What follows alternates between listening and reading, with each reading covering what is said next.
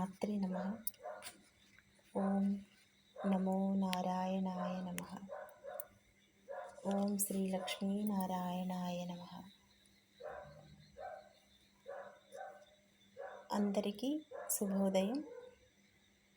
ఆత్మబంధువులందరికీ శుభోదయం. ఈరోజు మాఘపురాణం 4వ అధ్యాయం. వ్యాఖ్యాత మీ రాధమ్మ. కుత్సురుని వృత్తాంతం. మరి నిన్నటి రోజున మనం పులి ముఖం గల గంధర్వుని వృత్తాంతమును దిలీపునకు వివరించిన తరువాత మాఘమాస మాహాత్మ్యం గురించి వశిష్ఠుడు తిరిగి ఇట్లు చెప్పుచుండెను. పూర్వకాలమున కుత్సురుడు అనే ఒక పేరు గల విప్రుడొకడు ఉండెను. అతడు కర్దమముని యొక్క కుమార్తెను వివాహమాడెను. కొంతకాలమునకు ఆ దంపతులకు ఒక కుమారుడు జన్మించెను. కుమారునికి 5వ ఏడు రాగానే ఉపనయనం చేసెను. ఆ బాలుడు దినదినాభివృద్ధి నొందుచు పెద్దలను గౌరవించటం, విద్యాభ్యాసము పట్ల శ్రద్ధ చూపుట, నీతి నియమములను పాటించుట, దైవకార్యములయందు భక్తి కలిగి ఉండుట మొదలగు కార్యములను నెరవేర్చుచు సకల శాస్త్రములను అభ్యసించెను. ఈ విధంగా కొంతకాలం గడిచెను. ఆ బ్రాహ్మణ బాలునకు యుక్త వయస్సు వచ్చెను. అతనికి దేశాటనకు పోవవలెనని కోరిక కలిగి తీర్థయాత్రలకు బయలుదేరాను. అనేక పుణ్యక్షేత్రములను దర్శించుచు సిద్ధులను సేవించుచు మాఘమాసం వచ్చునప్పటికీ కావేరీ నదీ తీరమునకు చేరుకొనెను. నా పుణ్యఫలం కొలది ఈ మాఘమాసంలో నాకు కావేరీ స్నానయోగం లభించినది.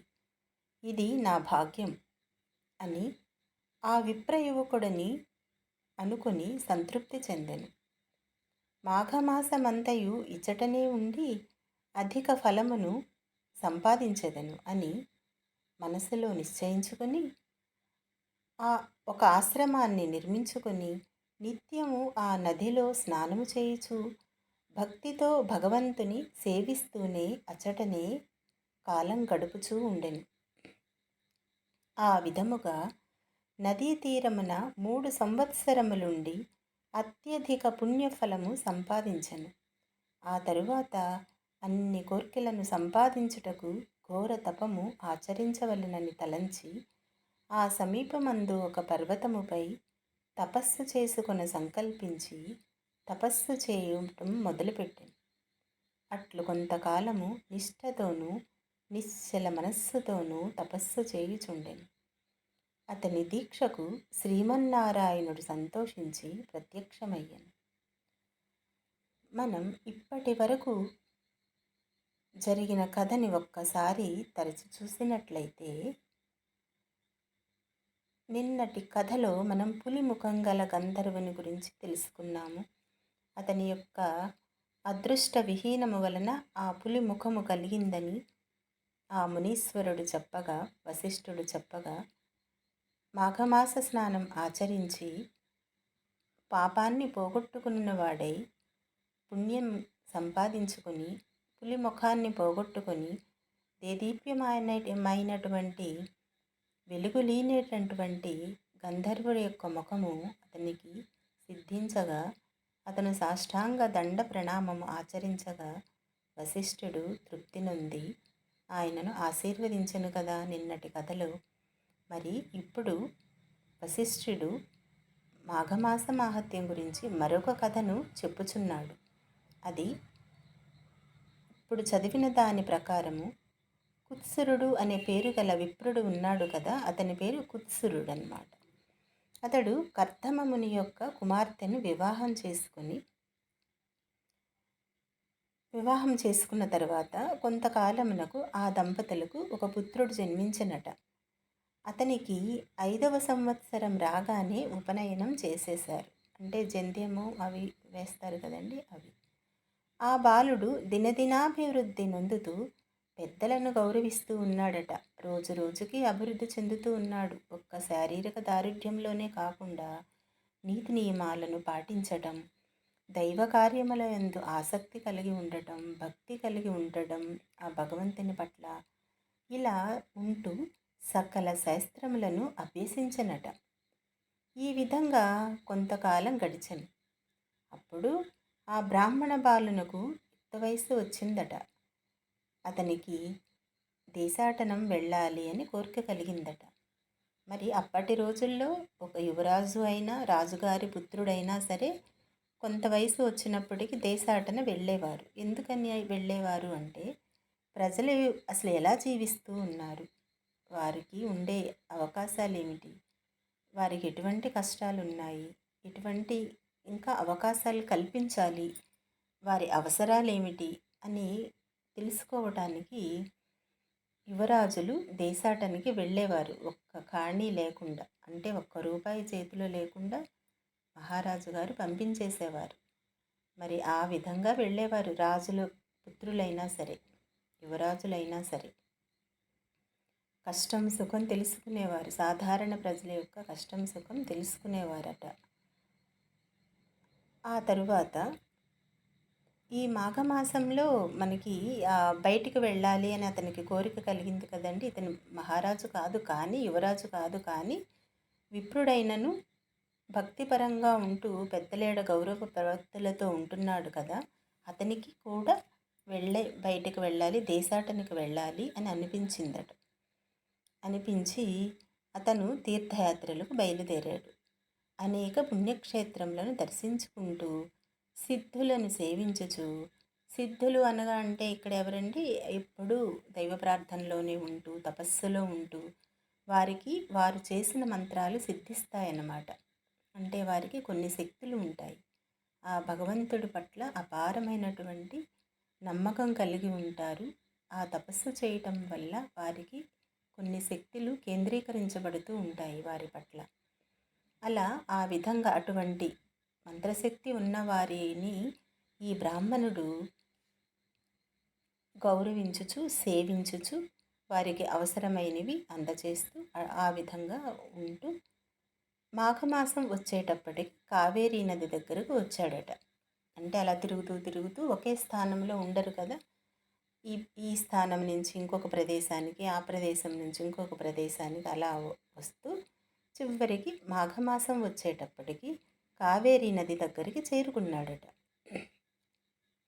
అతను చేరుకున్న తరువాత అతనికి ఏమనిపించింది, మాఘమాసం వచ్చేటప్పటికి నేను కావేరీ నది వద్దకు వచ్చాను, ఇక్కడ స్నానం చేస్తే అత్యంత భాగ్యము కదా, అత్యంత పుణ్యము నేను సంపాదించుకుని వాడనవుతాను కదా అనుకుని ఆ విప్రయువకుడు సంతృప్తి చెందాడట. మరి మాఘమాసమంతయు ఇచ్చటనే ఉండి అధిక ఫలము సంపాదించుకుంటాను అని మనసులో నిశ్చయించుకొని చక్కగా అక్కడ ఒక ఆశ్రమం నిర్మించుకున్నాడట. ఆ రోజుల్లో చూడండి, ఎక్కడ కావాలంటే అక్కడ వాళ్ళు ఆశ్రమాలు నిర్మించుకునేవారు. ఇప్పట్లా మనలాగా బాధలు లేవు అప్పుడు. అలా ఆశ్రమాన్ని నిర్మించుకొని నిత్యము ఆ నదిలో స్నానం చేయుచు భక్తితో భగవంతుని సేవిస్తూనే అచ్చటనే కొంతకాలం గడిపాడట. ఆ విధముగా నదీ తీరమున 3 సంవత్సరములు ఉన్నాడట. ఉండి మరి 3 సంవత్సరాలు కావేరీ నదీ స్నానం అంటే ఎంత పుణ్యము, అంత పుణ్యము, అత్యధిక పుణ్యాన్ని సంపాదించుకొని ఆ తరువాత అన్ని కోర్కెలను సంపాదించుటకు ఘోర తపం ఆచరించవలెనని తలంచాడట. అంటే పుణ్యం 3 సంవత్సరాల పుణ్యం సంపాదించుకున్నాడు కావేరీ నదీ తీరాన స్నానాలు చేసి నదిలో. తర్వాత ఇంకా అతనికి ఏమనిపించింది, ఘోర తపస్సు చేయాలనిపించిందట. ఎందుకు ఘోర తపస్సు చేయాలి అని, అతనికి కొన్ని కోరికలు ఉన్నాయట. ఆ కోరికలన్నీ తీర్చుకోవడానికి ఘోర తపస్సు చేద్దామని అనుకున్నాడట. అంటే తనకు తనే సాధన చేస్తున్నాడు. ఒకరి వద్ద సొమ్ము అపహరించాలి అని కానీ, లేదా పెద్దవారు ఇవ్వలేదు అని కానీ లేకుండా తన స్వయం శక్తితో, తపశ్శక్తితో ఆ భగవంతుని అనుగ్రహం పొందాలని ఆ విప్రుడు అనుకుంటా సమంజసమే కదా. ఆ తరువాత కొంతకాలము నిష్ఠతోనూ నిశ్చల మనస్సుతోనూ తపస్సు చేయుచుండెను. అతని దీక్షకు శ్రీమన్నారాయణుడు సంతోషించి ప్రత్యక్షమయ్యను. ఆ విప్రయువకుడు కన్నులు తెరిచి చూచుసరికి శంఖ చక్ర గదాధరుడై కోటి సూర్యుల ప్రకాశముతో ఉన్న శ్రీహరి నిండు విగ్రహాన్ని చూశాడు. అమితానందముతో సాష్టాంగ నమస్కారము చేసి చేతులు జోడించి అనేక రీతుల స్తోత్రములు చేశాడు. ఈ విధముగా స్తుతించిన ఆ బ్రాహ్మణ యువకుని భక్తి భావమునకు శ్రీహరి సంతసము నుండి అతనిని ఆశీర్వదించి ఇట్లు పలికెను: ఓ విప్రకుమారా, నీవు భక్తి ప్రభావముచే నన్ను ప్రసన్నుణ్ణి చేసుకుంటివి. అది ఎటులనగా, నీవు విడవకుండా అనేక పర్యాయములు మాఘమాసములో నదీ స్నానము చేసి తపస్సాలురు కూడా పొందని మాఘమాస పుణ్యఫలమును సంపాదించితివి. అందుచేతనే నీపై నాకు గాఢానురాగము కలిగినది. కనుక నీకేమి కావలియునో కోరుకునుము, నీ అభీష్టము నెరవేర్చెదను అని శ్రీమన్నారాయణుడు పలికెను.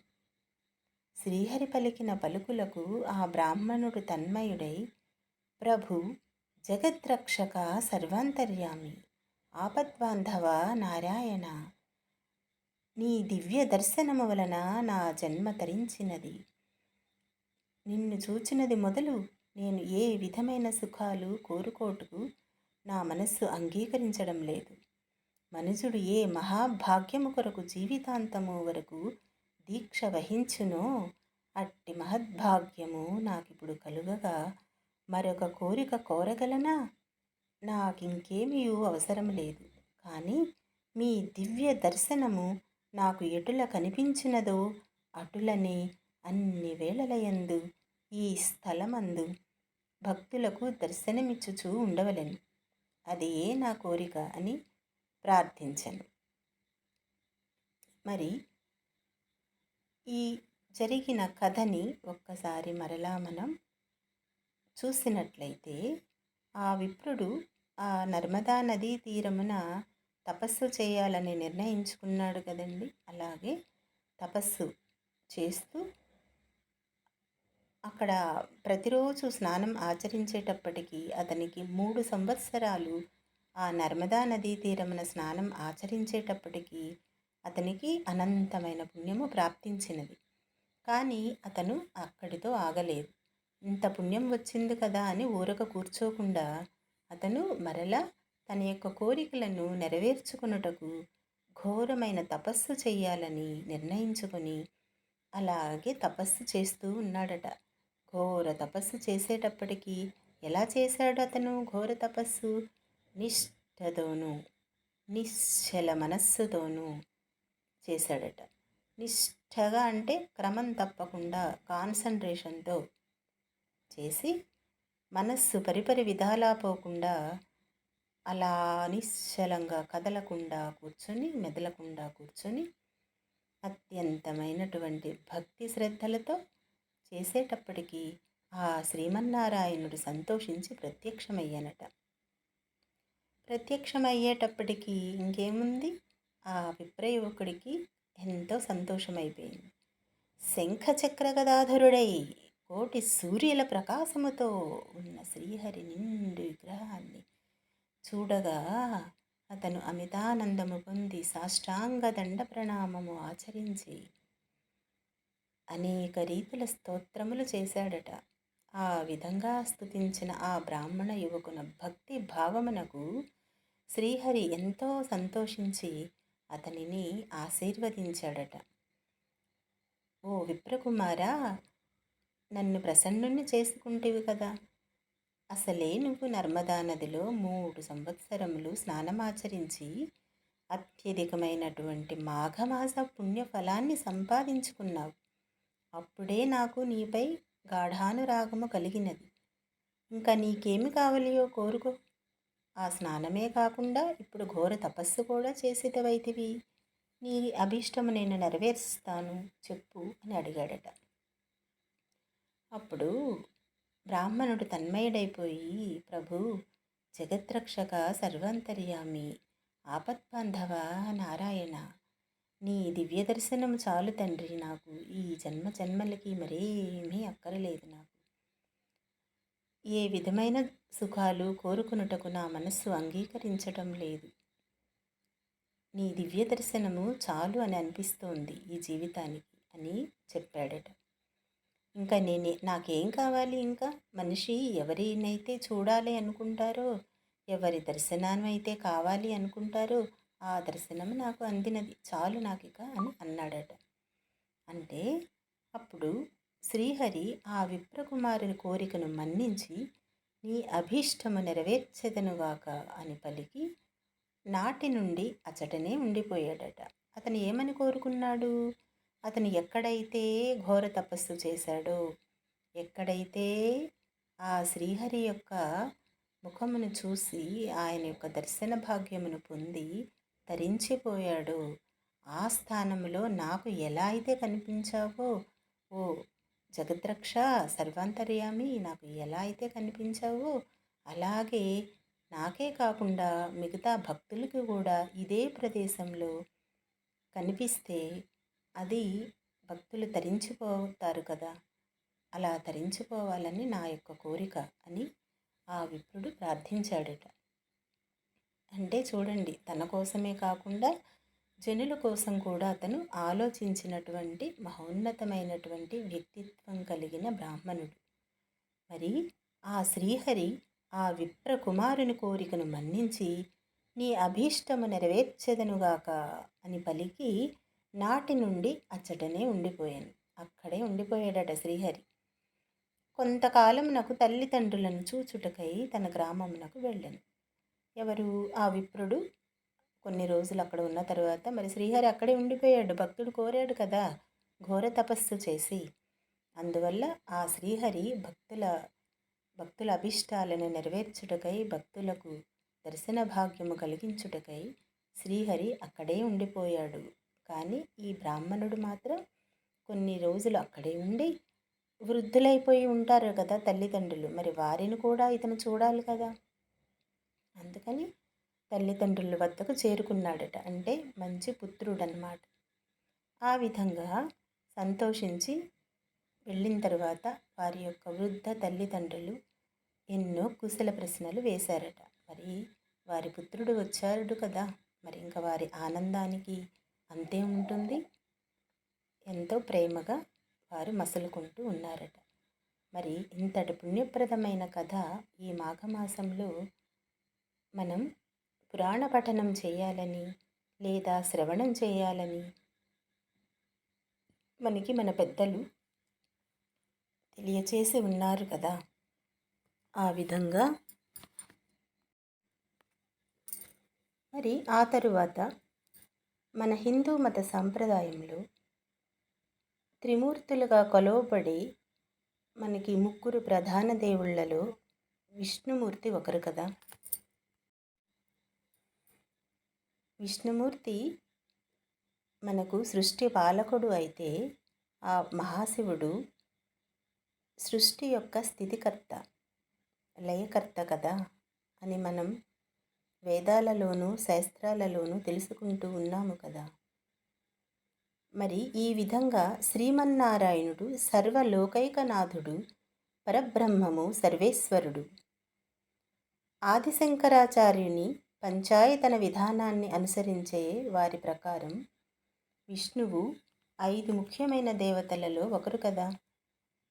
మరి యజుర్వేదం, ఋగ్వేదం, భాగవతం, భగవద్గీత ఇటువంటి సనాతన ధార్మిక గ్రంథాలలో కూడా నారాయణుడే పరమదైవమని కీర్తిస్తూ ఉన్నాయి. ఈ విధంగా శాంతాకారం భుజగశయనం పద్మనాభం సురేశం విశ్వాధారం గగనసదృశం మేఘవర్ణం శుభాంగం లక్ష్మీకాంతం కమలనయనం యోగహృద్యానగమ్యం వందే విష్ణుం భవభయహరం సర్వలోకైకనాథం.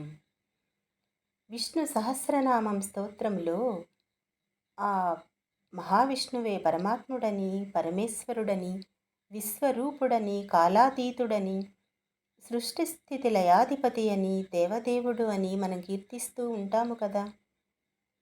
పురాణాలలో మరి విష్ణువు వర్ణన మనం వింటూనే ఉంటాం. నీలమేఘశ్యాముడని, చతుర్భుజుడని, పంచాయుధములు ధరించినవాడని, పాలసముద్రంలో శేషునిపై పవళించినవాడు అని, మరి ఆ శ్రీదేవి భూదేవిల యొక్క శ్రీవత్స చిహ్నమును, కౌస్తుభమును, వైజయంతిమాలను ధరించినవాడని, మరి ఆ గరుడపై ప్రయాణించేవాడని, ఇవన్నీ మనం అనేక స్తోత్రాల ద్వారా మనం పఠిస్తూనే ఉన్నాం. మరి శ్రీ మహావిష్ణువు ఎప్పుడెప్పుడు అవతరిస్తాడు అని మనం ఆలోచిస్తే, యుగ యుగాలలో లోకపాలనకై, ధర్మ సంస్థాపనకై మహావిష్ణువు అవతరిస్తాడట. అటువంటి అనేక అవతారాలలో దశావతారాలు ప్రసిద్ధములైనటువంటివి కదా. మనం ఆ దశావతారాల్ని ఎంతో పూజనీయంగా పూజిస్తూ ఉంటాము కదా. ఈ విధంగా విశ్వం విష్ణు వషత్కారో భూతభవ్య భవత్ప్రభు అని మనం విష్ణు సహస్రనామంలో చదువుతూ ఉంటాము, పఠిస్తూ ఉంటాము. విష్ అనే ధాతువు నుంచి విష్ణువు అనే పదానికి భాష్యాకారులు అర్థం చెబుతారట. అంటే విష్ అంటే సర్వత్రా వ్యాపించి ఉంటాడట. మనం మహేశ్వరుడు గురించి సదా ఉంటాడు, సదాశివ అనుకున్నాం కదండి. ఎప్పటికీ ఉండేవాడు ఎవరు అంటే సదాశివుడే, మహాశివుడే. మరి ఇక్కడ విష్ణువు గురించి ఏమని అంటున్నారు? మన యొక్క శాస్త్రాలలో, వేదాలలో అంతా వ్యాపించి ఉంటాడట. శివుడు సదా ఉంటే, సదా ఉండి సదాశివుడైతే అంటే అన్ని కాలాల యందు ఉంటాడు. ఒక కలియుగము, ద్వాపరయుగము, త్రేతాయుగము ఇలానే కాకుండా, కృతయుగము, సత్యయుగము కాకుండా ఎప్పుడెప్పుడైతే ఇక్కడ విశ్వం ఉందో అక్కడక్కడ ఆ శివుడు సదా ఉంటాడు అని మనం కార్తీక మాసపు కథల్లో తెలుసుకున్నాము కదా. ఇక్కడ మరి మహావిష్ణువు గురించి ఏం చెప్పారు, ఏం చెప్తున్నారు అంటే, ఆయన సర్వత్రా వ్యాపించి ఉంటాడట. ఇక్కడ లేడు, ఇందెందు వెదికినా అందందే ఉంటాడు శ్రీహరి అని మనం ప్రహ్లాదుడి చరిత్ర ద్వారా మనం విన్నాము కదా. ఆ విధంగా సర్వత్రా వ్యాపించి ఉండేవాడే ఈ శ్రీహరి. అంతటా ఉంటాడట, ఎక్కడైనా ఉంటాడు. స్తంభంలో ఉంటాడు, గాలిలో ఉంటాడు, నీటిలో ఉంటాడు. అందుకనే కదా మనం స్నానం చేసేటప్పుడు, కార్తీక స్నానం ఆచరించేటప్పుడు ఓం దామోదరాయ నమః, ఓం దామోదరాయ నమః అని అనుకుంటూ మనం స్నానం ఆచరించడం వల్ల ఆ యొక్క విష్ణుమూర్తి కటాక్షం కలిగి పాపాల నుంచి విముక్తులమవుతాము అనే కదా దామోదరాష్టకం, దామోదరాయ నమః అని కార్తీక మాసంలో స్నానం ఆచరిస్తూ ఉండాలి అని మనం తెలుసుకున్నాము కదా. మరి ఇక్కడ కూడా ఆయన సర్వత్రా వ్యాపించి ఉంటాడు కాబట్టి మనం ఆయన తలుచుకుంటూనే ఉంటాం ఏ కాలమైనా సరే. మరి ఆదిశంకరాచార్యుల వారు కూడా ఈ యొక్క విష్ణు భగవానుని గురించి, ఆయన యొక్క భావన గురించి ఎంతగానో ఆయన వివరించి ఉన్నారు. విష్ణువు కాలానికి, స్థలానికి, పదార్థానికి అతీతుడట. అంటే పరమశివుడు ఆయనకి ఈర్ష్య, ద్వేషం ఇటువంటి రజోగుణం, తమోగుణం ఇటువంటివి అన్నిటికీ ఎలా అతీతుడో, ఇక్కడ విష్ణువు కాలానికి, స్థలానికి, పదార్థానికి అతీతుడట. చూడండి, ఇద్దరు వేరువేరుగా ఒకటే అయినా వేరువేరు అవసరాలను కలిగి ఉన్నారు కదా. ఈ విధంగా ఈ మాత్రం చేత మనం ఆ యొక్క మహావిష్ణువుని తలుచుకొని ప్రార్థించుకొని ఈ పవిత్రమైనటువంటి మాఘమాస సమయమున మనం తలుచుకున్నందువల్ల ఎంతో పుణ్యం ఆర్జించుకుని ఉన్నాము. ఇది సర్వత్రా నిజమై ఉన్నది. మరి ఈ విధముగా ఈరోజు 4వ రోజు మాఘమాసపు కథ ముగిసినది.